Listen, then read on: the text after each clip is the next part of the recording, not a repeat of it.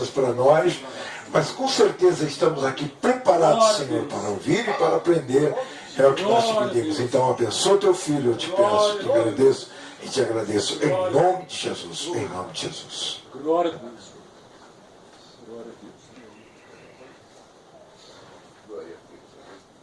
Glória a Deus. Salve da igreja com a paz do Senhor. Amém. Graças a Deus, estamos contentes por estarmos de volta, né, ao nosso país, ao nosso mundo. Glória a Deus. Aqui é a nossa casa, mas estivemos ali na Argentina. Semana passada foi uma bênção de Deus, estivemos ali com nossos irmãos na Argentina. Povo abençoado por Deus, muito bom, boa recepção. Fomos abençoados por Deus porque também a igreja orou, os irmãos aqui oraram. Tivemos aí debaixo de oração, né, glória a Jesus, e grande foi os mistérios de Deus. Mas vamos aqui então para aquilo que nós temos aqui a falar, né? 3:3. Ok, obrigado. Então, nós vamos, Deus abençoe o pastor Pedro, que ministrou aqui sábado, né? Glória a Deus, deu continuidade no estudo. Então, parou no número 3, né? 3.3. Seres, nós estamos falando sobre anjos, né? Então a gente vamos entender agora que os anjos são seres racionais, morais e imorais. Vamos lá. Aos anjos são atribuídas características pessoais. São inteligentes, dotados de vontade e atividade. O fato de que são seres inteligentes parece inferir-se imediatamente do fato de que são espíritos. Segundo Samuel, capítulo 14, versículo 20. Alguém tem, irmão? Sim, pode ler. Para que eu virasse forma deste negócio, Joabe, teu servo, fez isto, porém sábio é o meu Senhor, conforme a sabedoria de um anjo de Deus, para entender tudo o que há na terra. Mateus 24, 36. Evangelho de Mateus, capítulo 24, versículo 36. 36, 24, 36. Sim, sim. Amém. Glória a Deus. Pode ler. Quanto ao dia e hora, ninguém sabe, nem os anjos do céu, nem o Filho, mas somente o Pai. Amém. Vamos ficar só nesses dois versículos. Então nós vemos que os anjos são dotados. Sim? Não. É o 24, o capítulo 24, versículo 36. É só isso. Capítulo 24, versículo 76. Isso que foi lido, já foi lido. O apóstolo, O pastor Neto. Olha que eu vou tomar posse. Glória a Deus. E é de graça. É de graça. Toma posse porque é de graça. Depois que paga, né? Aí tem que louvar lá. Eu sei que foi pago um alto preço para que contigo fosse um irmão. Glória a Deus. Nós já está pagando o preço. Né? Esse é só o começo do preço. Esse é o preço da obra. É muito caro. Essa obra ela é caríssima. Né? Irmão, pastor Neto falando de 3 dias, 30 anos, nós lembramos lá de Atos, né?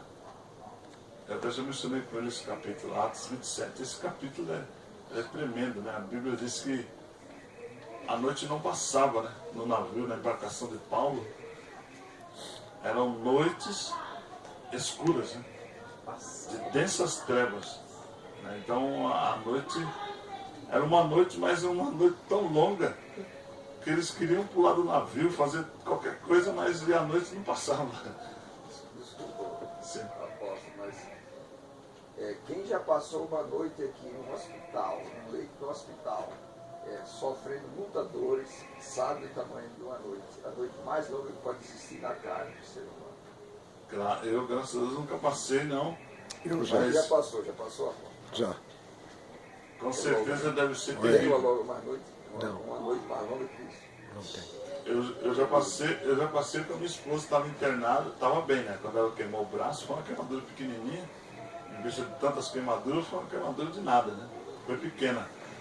Mas todo dia eu estava no hospital com ela. Né? Ela não podia sair, eu estava lá no hospital, mas não tinha problema nenhum, eu só estava lá acompanhando, né? Mas eu não estava doente, então passar a noite ali, meu Deus, era demorado. Eu dormia, acordava, eu estava no mesmo lugar. Principalmente quando você passa, que é problema sobre a respiração. Eu fiz uma cirurgia, fui para casa, foi tudo bem. Quando cheguei em casa, eu tirei assim um pouco da lateral ele tem a pneumonia muito forte, entendeu? Eu tirei uma parte do nariz que não vai pouco, e da garganta e do céu da boca. Foi 3 cirurgias numa só.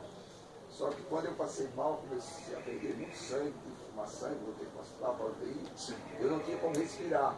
Então eu só respirava por um aparelho enfiado dentro do nariz. Então, sabe, 1 minuto é equivalente a um dia, 1 hora é equivalente a 1 ano, é uma coisa assim, sabe? Né? Porque o ser humano só sabe quanto a dificuldade, só sabe dar valor. O que Deus nos dá de graça, que é o fogo de vida, da hora que ele começa a faltar para a gente. Aleluia. Sim. É forte. Irmão, você ia falar? Não, você estava falando da tempestade de Paulo. O interessante é que Deus já tinha falado para Paulo. Na madrugada, Deus apareceu para Paulo. Atos 27, versículo 22. Ele falou: Paulo, não vai acontecer, nenhuma vida vai se perder desse navio. O navio vai se quebrar todo, mas não vai nenhum fio de cabelo vai acontecer com vocês. Forte. Vocês vão chegar em paz lá. A tempestade tremenda, não tinha estrela do céu, nada. O céu estava tenebroso. E foi só uma noite. Só uma noite, mas não passava nunca. Não a noite. passava nunca. Nunca. É complicado, irmãos. Atos capítulo 27, Essa mensagem ela é muito tremenda. E o condutor do navio não acreditava em nada que Paulo falava. Muito O condutor do tremenda. navio. Muito Tudo que forte. Paulo falava para ele não acreditava. Não acreditava em nada. Eu me agarrei a essa palavra no começo da minha história, né? Quando eu vi que não tinha saída, aí Essa mensagem é eu tremenda li essa pra mensagem, eu disse, é isso. Sabe? Então, eu não esqueço dessa palavra porque ela tem tudo a ver. Ela tem tudo a ver com as nossas aflições, tanto secular como espiritual. Por isso que o Salmo 30, versículo 5 fala: o choro pode durar uma noite, mas a alegria vem pelo amanhecer. Parece que a noite nunca acaba. É muito complicado, irmãos. É muito complicado. E só ressaltando aqui o que o pastor Pedro estava dizendo, que eu estava no meu coração para me falar e eu acabei esquecendo. Quando ele disse sobre a morte, né? Que o homem mata o corpo, mas Deus mata o espírito. Mateus 10, 28, isso aí. Mata o espírito, né? É. Por quê? Porque nós temos 2 tipos de morte, né? A morte física, que é quando se desliga o espírito do corpo, né? O espírito de Deus, o fôlego de vida, sai do corpo. É a morte física, nós chamamos de morte natural. E tem a morte espiritual, que é o morto-vivo, né? Que é o que o pastor Pedro citou, a morte espiritual. A morte espiritual é quando Deus desliga o espírito dele do espírito do homem. E o homem continua vivo. Meu Deus. Então, esse homem acho que o irmão vai lembrar a palavra que diz assim que acho que é Paulo que diz assim que para que o irmão não peque mais, não, para que a alma dele fosse salva, então se desligaria o espírito dele do Espírito de Deus e o entregaria ao diabo, a Satanás. 1 Coríntios capítulo 5. Pronto, 1 Coríntios capítulo 5. Versículo 7. Então, isso por amor à pessoa, o que Deus faz? Mas vai ser salvo. Se desconecta da pessoa e deixa a pessoa à mercê do diabo. É como um barco à deriva, né? Tira o leme, já era, deixa a pessoa vira uma casa de demônio. Meu E Deus. Deus não se importa mais com a pessoa. Deixa a pessoa livre. O demônio vai usar à vontade, vai virar uma casa de demônio. Então, essa é a morte espiritual. forte. A rebeldia, Deus desconecta o espírito dele, do espírito da pessoa, e a pessoa se torna uma moradia de demônio eternamente, não adianta oração, ela perde a consciência, né, de vez. O diabo toma a mente e acabou. Tudo que você imaginar que alguém não possa fazer, essa pessoa vai fazer. Porque 1 Coríntios 5:5. 1 Coríntios 5:5. É. Então, 1 Epístola aos Coríntios, capítulo 5. Seja entregue a Satanás para que seja tribulado na carne, para que o espírito seja salvo no dia do Senhor Jesus Cristo. Você está vendo? Glória a Deus. É isso que Deus faz. 1 Coríntios 5:5. 1 Coríntios 5:5. Isso, irmãos, é muito forte. Meu Deus. É muito forte porque Deus entrega o corpo para ser atribulado Foi Satanás. por Satanás. Ele entrega. Vira Ser salvo no dia moradia. do Senhor. Moradia de demônio para que se salva o espírito, a alma, né? Porque o espírito do diabo não pode destruir. Né? Exatamente. Para que se salva a alma, o espírito da pessoa. isso, e aí já prova, né, apóstolo, que tudo que gira em torno do universo trabalha em prol da glória do Senhor. Tudo. Até o inferno. Até o inferno.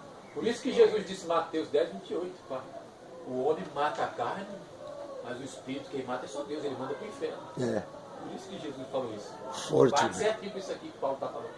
Exatamente. Então, quando nós olhamos isso, a gente vemos, voltamos lá que o pastor Sebastião disse no começo, salvação é seríssima. Esse negócio é sério, velho. Salvação não é, eu vou ser salvo, já entrei na igreja, estou orando, estou vindo ao monte, estou consagrando a minha vida, estou limpo, né? Sou um semi-anjo, né? Sou um semi-querubim, então estou salvo. Não, então não, tem muita coisa, um processo muito grande. É o processo que o pastor Neto estava comentando aqui, né? Que o processo dele tinha uns 500 folhas. Esse processo é muito mais que 500 folhas. O processo de ir para o céu, o pastor Neto teve argumento. Como vítima, ele ainda teve argumento e conseguiu converter a situação. Lá no céu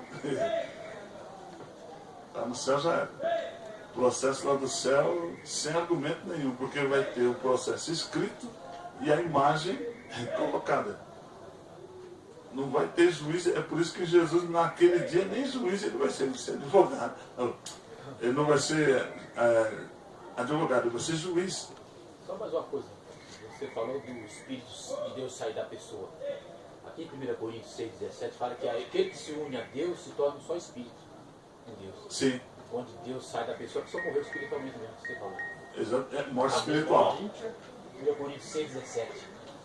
Aquele que se une torna ao um Senhor se torna só Espírito com Deus. Meu Deus. Exatamente. E é o desligamento do espírito. Um espírito do outro espírito. Meu Deus do céu. Aí fica só a carne, é um zumbi, né? É um zumbi mesmo. É um zumbi. Morto mesmo. Ele vai na igreja, ele ora, ele faz tudo, mas ele vazio, só a caixa. Só a caixa. Por isso que Jesus disse em Mateus 23, versículo 27, falando dos fariseus que é sepulcro caiado. Por fora é bonito, Só a por caixa. dentro está podre, porque o morto está podre de fé. Jesus falou isso em Mateus 23, 27. Então vamos lá. Bom, são seres racionais. Apocalipse, uma das cartas diz assim que haverá um tormento, né? Haverá um tormento na terra que são espíritos espíritos que serão derramados sobre a terra para atormentar o povo. Atormentar. Né? Então, os anjos, eles têm direcionamentos, né?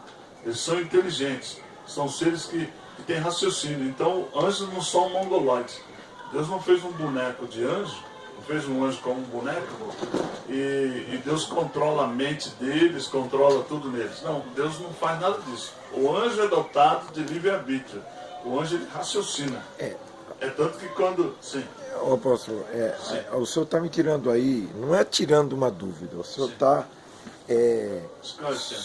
só alicerçando aquilo que eu imaginava, porque tem muitos de nós que dizemos que o anjo não tem vontade própria, que ele vive, poxa, se ele não tem vontade própria, como é que Satanás se rebelou contra Deus e foi jogado na face da terra? Ele simplesmente, ele tem dentro dele a vontade de adorar e glorificar o nome do Senhor. Porque senão ele passa a ser um zumbi também lá em cima no céu. Aí Deus fala, ó, Ângelo, sim senhor, senta, levanta, vai lá embaixo, mata. Lógico que ele está para cumprir ordem, mas não que ele seja um androide, um robô, não, como não. Muitos dizem por aí. O anjo não é um robozinho, o anjo é como nós, ele tem vontade própria. Louvado seja Deus. É tanto que eles uma parte decidiu vir com Satanás, estar junto com Lúcifer, e esteve junto com Lúcifer. Os demais decidiram não estar. Eles decidiram não estar, então não estiveram. Os anjos que estão conosco aqui, é tanto que quando, voltando lá antes de eu ir para a Argentina, o irmão citou, né? Nosso irmão citou que o anjo não recebe adoração. Se ele não tem raciocínio, então quando você dobra um joelho para adorar um anjo, ele receberia.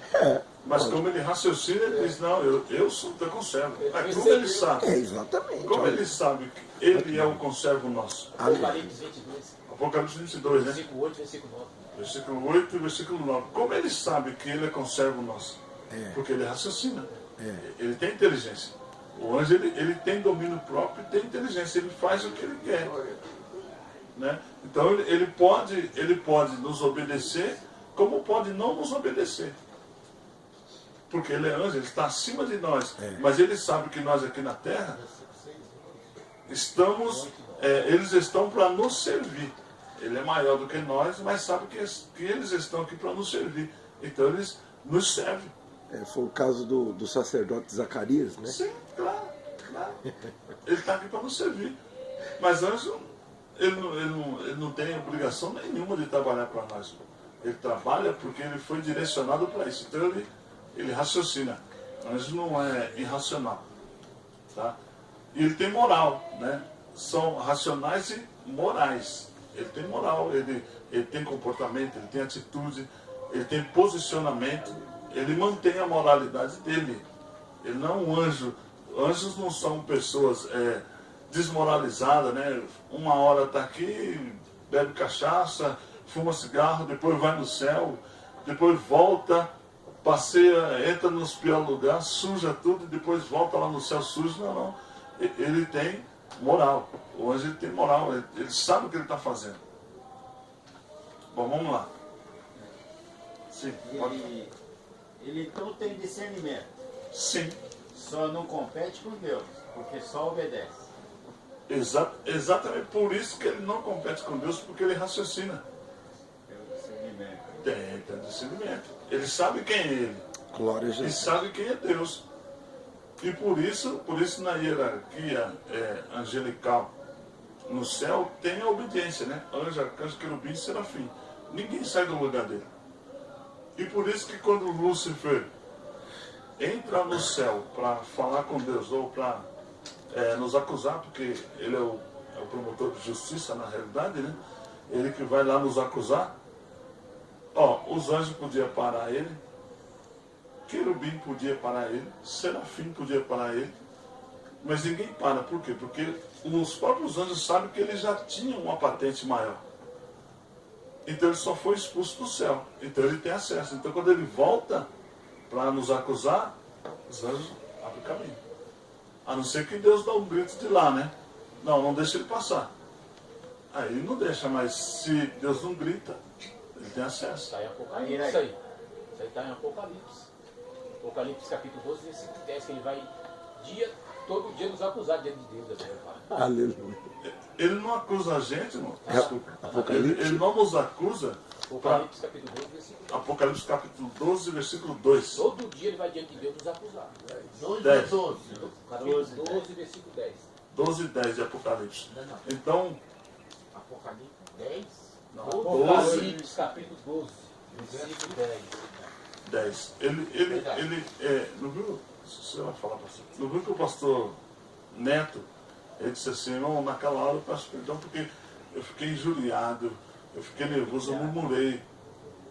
Essa murmuração que o pastor Neto citou aqui à frente, pediu perdão, Aí você vai dizer, mas eu não estava lá, por que ele está pedindo perdão? Ele está pedindo perdão a Deus. Mas só que quando ele murmurou, foi a primeira coisa que o diabo fez. Quando ele